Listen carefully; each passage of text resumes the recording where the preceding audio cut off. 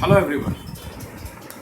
We are again at the verge of making another video relating to planning. We have completed the concept, the definition and the features of planning. We have seen that planning as a management function is basically concerned with laying out the future course of action. An organization wants to shape its future. It has to plan beforehand. So planning is basically charting out the course of action that an organization needs to follow for achievement of the overall objectives of the organization. It is basically concerned with anticipating that the decision they are making in the present context, what would be their consequences. And not only the consequences is anticipated, but considering that consequences, they also takes into action what is to be followed so that they can get the desired shape of the organization in the future. We have already discussed that planning lays emphasis on the course of activities that it has to follow, that the organization has to follow, or the alternative action that it has to adopt.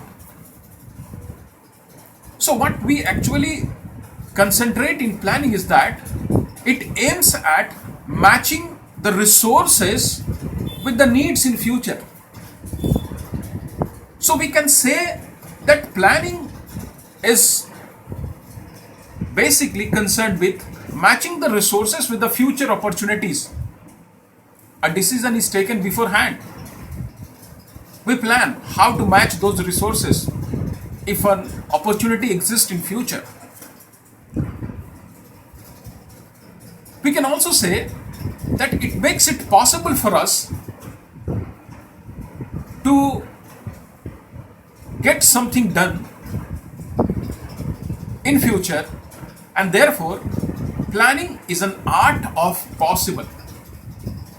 We aim at making something possible in future, so it is an art. What we basically do, we basically try to make something happen, something in future. So it is an art of making something possible. Now the benefit of planning lies in the varied fact that it reduces uncertainties. It avoids wastages or redundancies, the way that we have been following. Over the year, we can find out that there can be new methods of execution of some operation, of some work. It is not getting indulged into some monotonous work, but rather there is a lot of creativity that is involved in it every now and then. It gives a better foresight to the managers to adopt a better course of action. So in a single sentence, if we are to summarize the importance of planning, we can say that planning gives direction. What we are to do without planning, all the resources of an organization, they lie unused, unmoved. So it provides direction to the organizational resource. It makes the organization live. It reduces the impact of changes and uncertainties. So when a direction is given, we know what work is to be done and who is to do it when it is to be done, as we have discussed it in the meaning of planning. This leads to decrease or reduces the uncertainty and the impact of changes that may take place in future. Not only that, the act of planning always helps a manager to improvise in predicting the future more precisely, more accurately, to come out with new methods, new alternative courses of actions. So it minimizes wastage and reduces the redundancies. Then planning also acts as in standards. When a plan is led, the course has been specified, the number of actions are already set, people are selected who is to do the work, the standard of performance has been set, what they want to achieve, how it can be achieved, the standard is set. So these guide the managers of an organization to control the operations and activities in the organization of the human being and other resources. So what we find, that planning has a brooding importance for an organization. If we summarize the importance of planning, we can have it like this. The first is that planning provides direction for action. We know planning always aims at achieving something in future. When we plan, when we decide a course of action, it basically predict the future course of action. It chart out the course of action that a business needs to follow, so that it can be decided what to be achieved, that is the objective, and what are the number of action that has to be performed, how it can be achieved. Now these provides a directions. So here, when these two are set, the other resources gets activated and the plan rolls on, moves on. Action is set into motion. So first importance of planning is that it gives direction to a plan. Without planning, the other activities have no importance. They cannot take place, or they cannot be a successful one. Second is it reduces uncertainty and change. Now I have already discussed that planning always reduces uncertainty. Why? Because planning forecasts the future behavior of the changes in the business environment, its impact in the business. It let us beforehand to anticipate the consequence of any changes in the business environment and help us to prepare beforehand to counter such situations. So what we find over here is that when we forecast or anticipate the impact of changes or behavior of business environment, then it helps us to develop a better response, to respond properly to the changes in the business environment. There would be no uncertainty. It makes us certain what we are supposed to do when the environment changes. Now this reduces the risk, because the managers, to a great extent, they are certain that what would be the consequences of their action, of their decisions. Therefore, we can conclude that planning reduces uncertainty and changes. But a manager over there develops this habit. Unless a manager is having an expertise in planning, he cannot take into account the future changes. So, planning reduces uncertainty and changes. The third one is focusing on objectives. Now, focusing on objectives, it's very clear that planning is concerned with charting out the course of action that an organization has to follow while making efforts for achieving the goal of the organization, the objective of an organization. Now, it is the goal of the organization, the objective, that keep alive to the need of the future. The objective help us to decide that what would be required to achieve that. How can we achieve that? If there is any changes in future, what necessary action to be followed? Then how can we do that? Means in a situation, if we are to focus on objectives, if we want that our objectives should be achieved, we have to make it sure that the pattern of action, the set of action or the course of action that has been decided beforehand, that has been already planned, that has been laid out, it is being followed, it is being pursued.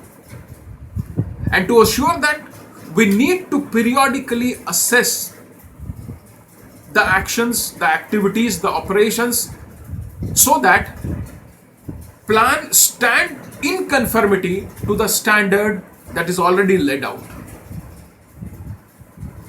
So we conclude over here that planning helps us to focus us on objective. We know that this is our aim. We need not to take any other activity. It reduces other activities. It concentrates on only those activities that are necessary for achievement of the objectives. And as a result, we are able to focus on the objectives. So, one of the importance of planning is that planning helps a manager to focus on the objectives. Unnecessary activities are avoided. The course of action that has already been decided, it is in view of the objectives to be achieved. And therefore, the action, the alternative action that is taken, the course that has been decided out of various alternatives, it is decided taking into account the objective of the business or the firm or the organization. The act of planning does not exist in vacuum. It is guided by the existence of the objectives. That is the first thing. For any plan, there has to be an objective that planning seek to achieve, or that is seek to be achieved through planning. So planning helps to focus on the objectives. Now coming other, it encourages innovation and creativity. Now how planning encourages innovations and creativity? The first thing is that innovations refers to introduction of new product or new techniques, whereas creativity is generation of some new ideas to solve a problem. Every time when you have a new idea to solve a similar situation every now and then, we tend to say that the manager is creative or the organization is creative. So planning encourages creativity and innovations because it helps a manager to solve a problem by adoption or by deciding some new ways, and that is possible only when the manager has a good insight, when the manager is discreet, when the manager has a sound judgment ability and it has a fair experience in planning. So the activity of planning over the year helps a manager to develop new way, to foresee a new methods, to design a new technique of solving a problem. So we conclude over here that it encourages innovations and creativity. To be more precise over here, we know that the act of planning always present a myriad challenge to the managers. They have to foresee that what could be the consequences of their current decision, present decision in future, and how or what they should be prepared with so that they could encounter the changes that may occur in the business environment and assure that the objective for which planning was made is a successful. Now, over the year, they have developed this creativity and new ideas. They come up. They can think of the new way of solving a problem. They can always come up with some innovative way of doing a work, of productions, of introducing a technology. So we conclude that it encourages innovations and creativity. The fifth one is that planning, it induces coordinated effort, or rather it helps in providing a basis for coordinated effort. When a plan is made not for one level, but there are varied plans for different sections, different departments.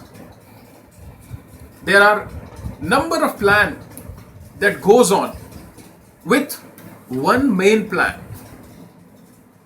of a department, of a section, of a unit. So what we find over here that we know planning defines the roles, that what the manager is expected to do and what the non-managers are expected to do. Because when the course of action is decided, then it is also decided who is the best suitable person to do a particular job. Now this defining the role of each individual, manager as well as non-manager, provide a clarity of the roles that they are expected to do, that they are expected to perform in an organization. And this clarity of role is regarding they have to contribute towards only one thing, that is where the organization wants to go in the future or where it wants to stand in future. Each group has to contribute towards making it possible what the organization has perceived beforehand about it standing in future. Excuse me. So where the organization is to reach, and they have to contribute accordingly. So we can say that planning makes the role of individual clear and it induces coordination on the part of employees, managers, non-managers in an organization towards the future goal.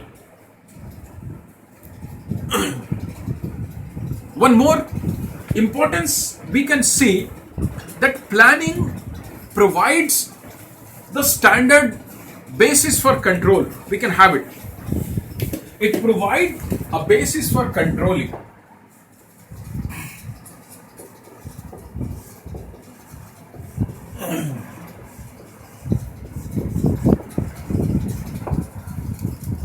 The course of action that is decided by already plan, it points out to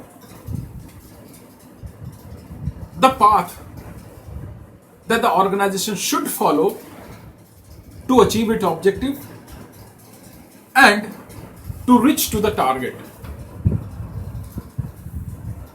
A plan lays as a standard for evaluating the performance of the actual result and the standard result or the standards. It also helps us to take corrective measures, improvements.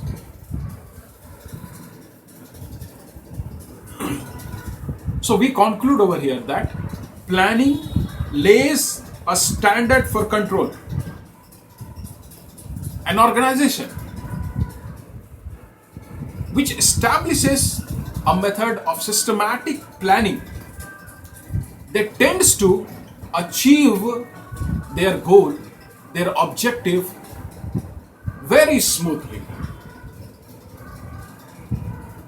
So we conclude that planning acts as a basis of controlling.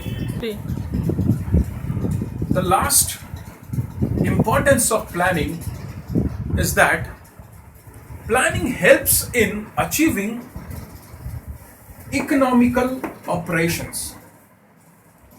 Now, what is economical operations?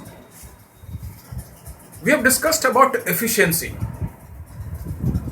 So, economy in operation necessarily is concerned with efficiency in operations.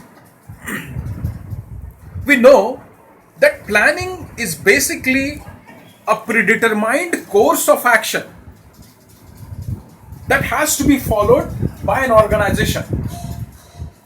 Now, this predetermined course of action, it reduces chaos, confusions, disorders, and the wastage of resources.